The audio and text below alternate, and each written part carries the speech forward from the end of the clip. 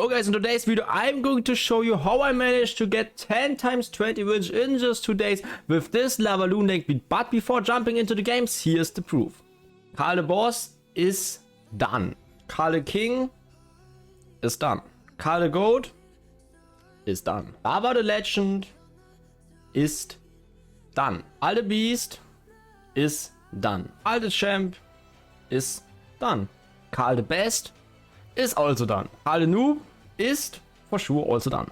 Carl the R, my free-to-play account, is done. And Carl owns Morton is also done. Okay guys, and I just wanted to prove you guys that I'm not lying. I know most of you people are actually trusting in me, just one who isn't. Now here's the proof, and if you didn't already, just feel free to subscribe to the channel. I also just trying actually getting 20 times 20 wins, so this is just a half time, so for sure this on YouTube will come a lot of more content for that. So if you don't want to miss that, just make sure to subscribe to the channel. So now my opponent actually played the Bomber, he played the Zap, so yeah, it was pretty clear that he's playing Golem. And by the way guys, just a lot of thanks for your big feedback. It was completely worth it recording one whole Grand Challenge one. So yeah, the feedback on my recent video, on my 1 hour video, is just great. So thanks guys for watching, thanks for supporting. So yeah, it motivates me such a lot. So now I'm getting in with a high Mighty Miner, kind of clear, because Mighty Miner is just goated against a Golem now. Mighty Miner is destroying the whole Golem. I'm getting in with Drakes, and I just knew, okay, I have to get in with my Lava Hound in front of, and I didn't manage to get that, so I was just so sad. Unfortunately, I didn't manage to get that, but also his ability, was not used, so good for us. Now I'm getting in with a Zap. I knew, okay, in case I'm just zapping the stuff, it's all good, then I might get his tower down. I didn't knew, okay, he's also getting to zap that, but I knew, okay, no Mega Minion, so in case I'm zapping the Night Witch, I'm forcing something out. So yeah, such a good start. I mean, pups are dealing a lot of damage, so his tower is already in Fireball Zap range, and this is a good start. But I also know that it's just a good matchup. We have to be honest. I mean, against all of the Golem deck, there's no Golem deck right now in the game against which I'm not having a good matchup because of my Mighty Miner. Because of my Mighty Miner is destroying everything. So this is actually kind of clear. So now I'm getting in with the Lava Hound onto the right. I knew, okay, I have to get in same lane as where the Queen is, and I also just can take the left tower down by a balloon, for example, onto the bridge. So I think it's all good. I think it's worth it getting opposite lanes, so I also went in with the Mega Minion. Now it's time for a cheap but still a good defense. So Drakes are coming. There's a Zap coming onto the troops onto the right, so it was important that I'm zapping the Skami. My Mega Minion unfortunately didn't manage to make a good job. Now I failed my Fireball. I just reminded exactly,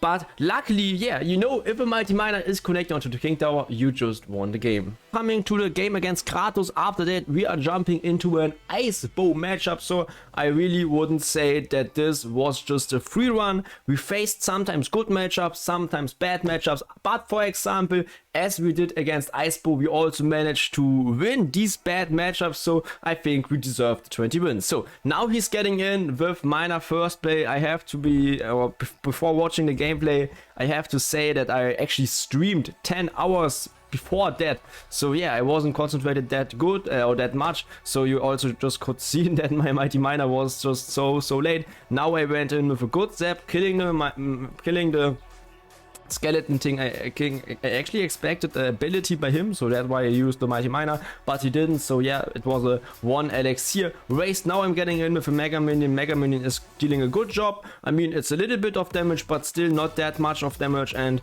I knew what kind of deck he's playing. This is a good matchup. Now I'm getting in with the Lava Hound in front of. I knew he's having no big spells, so I'm just supporting with my Skeleton Drakes, and he's just having Bats and Inferno Drakes. So yeah, there's no way to talk about.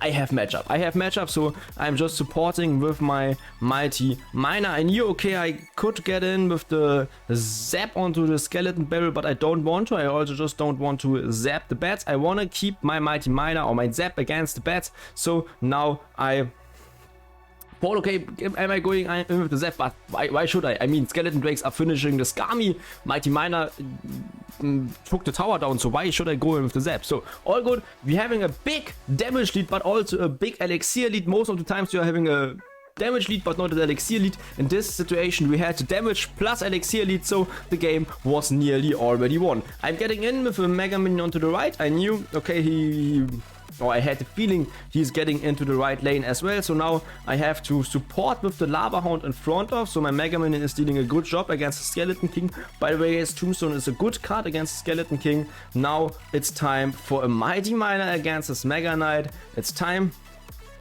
for, I think I have to zap that.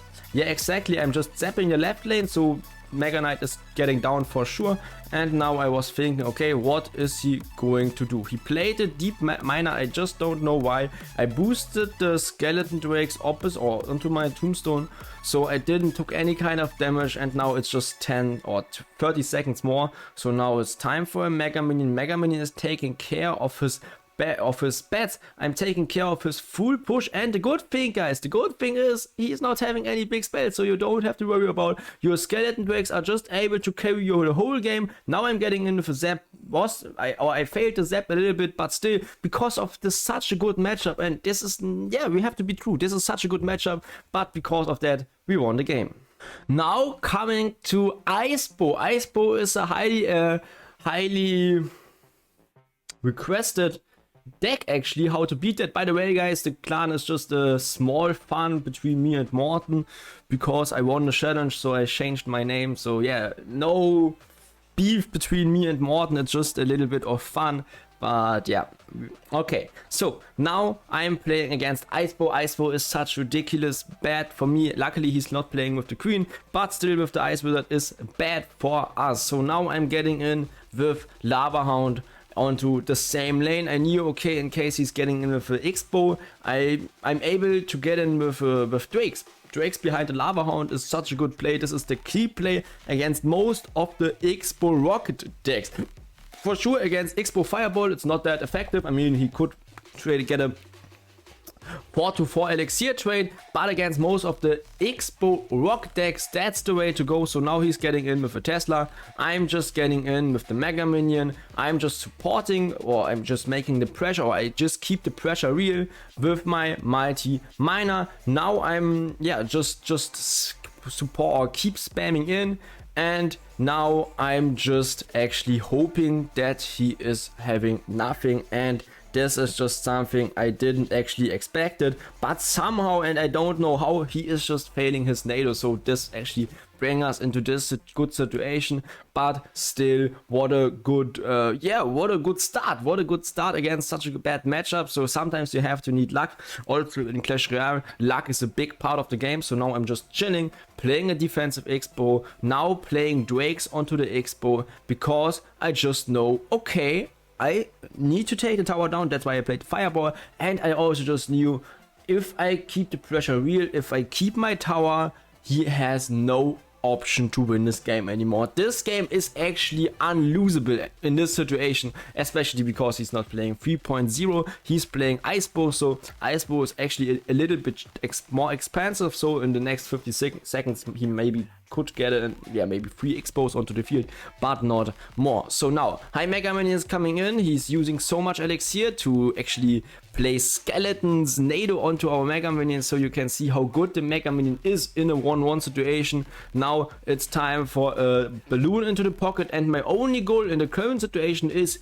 keeping the pressure real. I'm keep the pressure real. I play Mega Minion onto the field. He knew, okay, he just lost the game because of his big fail at the beginning. Now I made I chipped the tower down, and that's how we won against Icebo for sure, also because of a big mistake by him. Okay guys, and now I also want to show you the last game against Avex for sure. Mortar Cycle is a free win. You don't have to lie, Mortar Cycle is a free win, but I think all of you guys are interested in the last match of the run, so this is the last match in the run, which bring me 21, I guess. Yeah, this was a 21 run, I guess. So now I also just know Avex out of ladder, so I knew how he is going to play. he played his Ice Spirit out of the cycle. I'm just getting in with a free elixir multi-miner, if you can call it like that, because I'm just tanking the Ice Spirit, and I knew, okay, the situation is looking good, and I mean, yeah, I might win the game against Mortar Cycle. You can't really lose because he's just having archers against us. And yeah, also a small tip against all of the rocket stack: don't go in for Lavaloon push, just try to get in for lava Mega Minion push, try to get in with lava Drakes push, but not really with a lava loon push. So now high Drakes are coming by my side to take down the mortar, or to take the mortar down. So I'm just trying to take the tower down, also not getting too much damage by me. And you guys can see my strategy. I'm just chilling, I'm just keeping my fireball. Now playing a Mega Minion onto the left, playing a Mighty Miner onto the right, and I'm just keeping my fireball. This is the way to go, guys. This is the way to go. Now I just played the fireball against the archers. I just knew, okay, archers are going to win this battle. So now I sent the Mighty Miner opposite lane as well. So I bring him to play a knight, which is just so good. Now I zapped the knight, which was good. I mean, I made so much pressure because of the zap. I actually bring him that he also has to play archers onto the field. So good zap, good pressure, and you guys can see that we are in a damage lead with, okay, not with over 1000 damage anymore, but we were in a damage lead with over 1000 damage. And the situation is just so good. Now he's playing a mortar, but you guys know you just can defend the mortar with archers, drakes, or mega minions. All good. Now he played his archers out of the cycle, and you guys can see the strategy of the game. I'm getting in with a lava mega minion push, not with a Lavaloon push. Lava mega minion is the way to go. He has no option to defend the push, but he's not getting that much value. So lava mega minion push is the way to go, guys. Drakes onto the mortar, onto the offensive mortar is the way to go. Now he is nadering actually, but you guys can see how much damage we are dealing with our push. Also just keeping the pressure real with fireballing his tower, and that's how we won. That's actually how we won our 10th 20 win challenge in just 2 days. It's so much fun for me. And yeah, guys, thanks for watching. I hope I'm seeing you next video. I think I'm also just recording one video or one run again just for YouTube. Otherwise, thanks for watching. See you next video. Bye, guys.